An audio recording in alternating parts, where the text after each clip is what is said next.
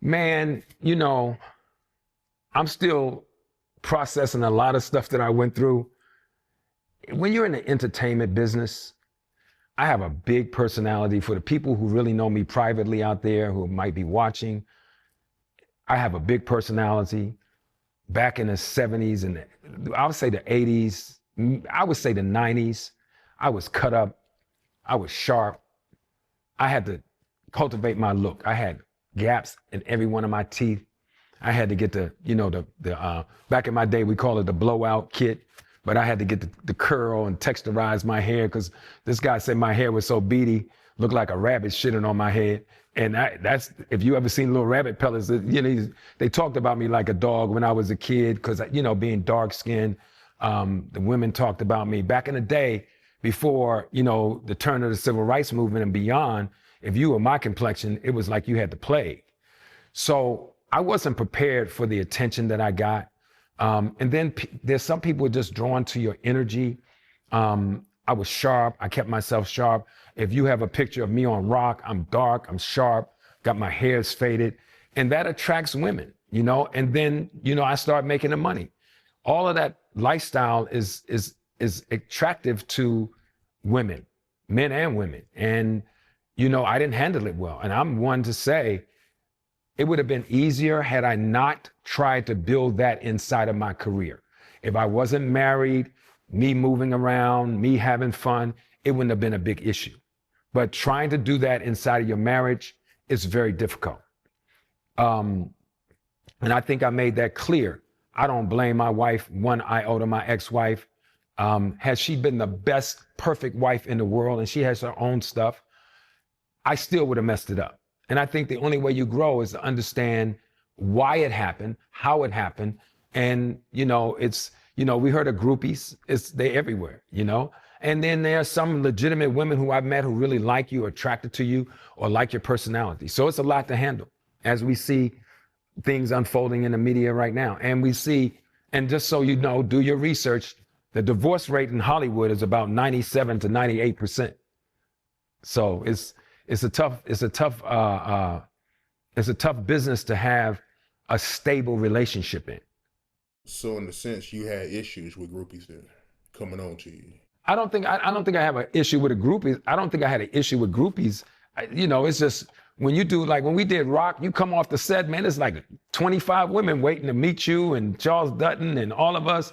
When I go on the road to do a play, you go out and take pictures. It's always about 5 or 6 girls like, hey, Mr. Cliff, hey, Shamar. It's a lot, man.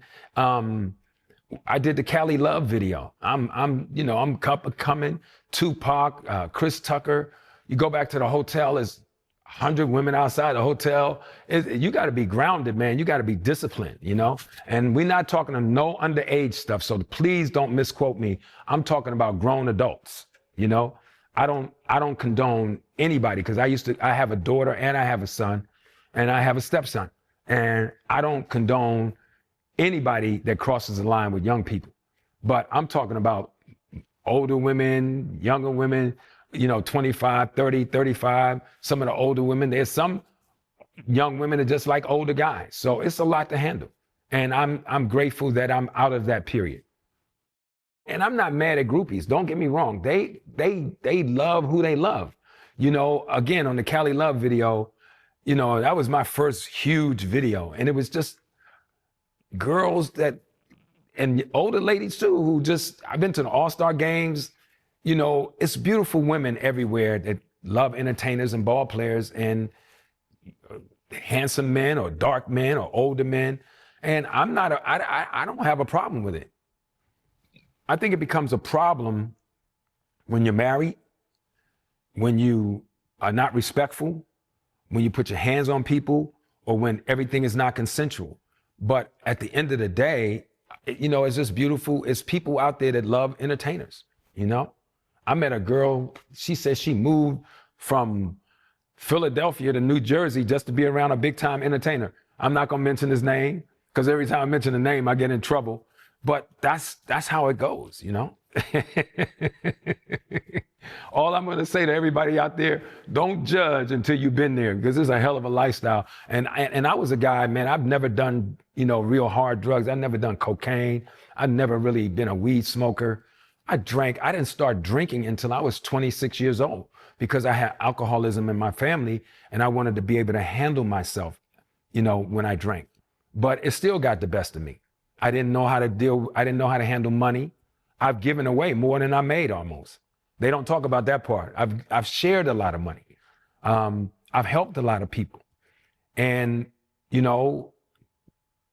trying to build my relationship, my marriage inside of my career, or my career inside of my marriage, like one of my partners said, I rolled right out of the game. And 10 years ago, I was homeless. The best thing that ever happened to me.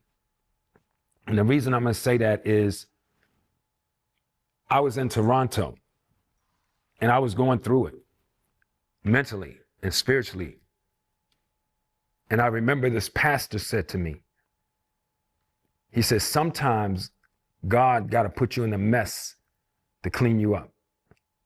And that saved me, along with the 12 steps of forgiveness and the 7 love languages, Love by Leo Biscali, who I mentioned. And I just had to go down and do some reading and studying and growing. And I had to pull it in and learn how to handle the attention, the fame, how to handle money, all of that stuff. And when people come to your page and make comments, you can't judge unless you walked in those shoes. I remember one time I was outside of a restaurant, a club, and this well-known entertainer's car came up, truck, and it was an old Bronco. And this girl said, damn, that's all that driving? I said, ma'am, you can't judge that guy's pocketbook. She said, the I can't. I mean, it's really cruel out there sometimes, bruh. We don't know. This guy could have been between jobs, or he might have gone through a divorce and lost a lot. I don't know. But I think we got to be a little kinder. That's just my personal feeling.